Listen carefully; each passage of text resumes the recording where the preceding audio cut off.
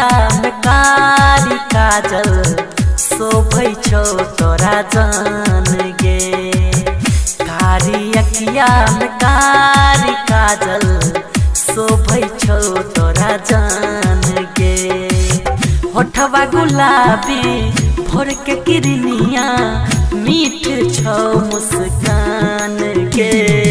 कारी अखिया में कारी काजल शोभै छौ तोरा जान गे।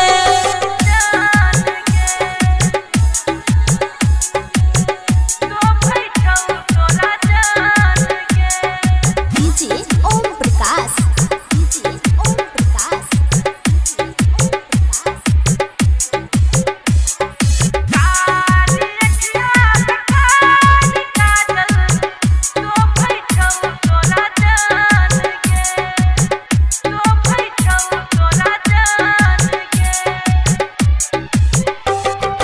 चांद सन मुखरा लगै छौ सजल तोहर रूप गे। गोर बदन चमकै छौ एना फीका लागौ धूप गे। बाली उमर में सजै छै जन्नत के परी लगै छै।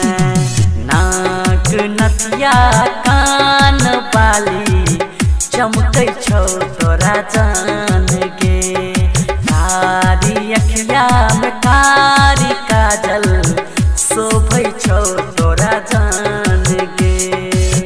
होठवा गुलाबी भोर के किरनिया मीठ छौ मुस्कान गे। कारी अखिया में कारी काजल शोभै छौ तोरा जान गे।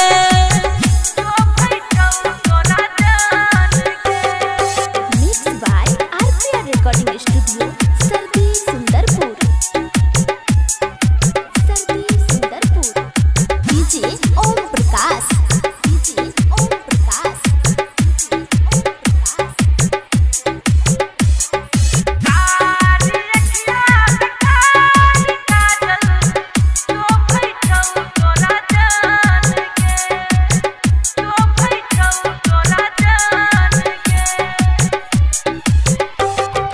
केस लगै छौ कारी बदरिया फूल जेना गाल छौ।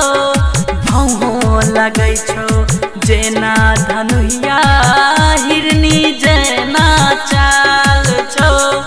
तिरछी नजर सँ देखै छै दिलवा में आबि के धसै छै। आँख चूड़ी पाँव पायल छनकै छौ तोरा जान गे। कारी अखिया में कारी काजल शोभै छौ तोरा जान गे।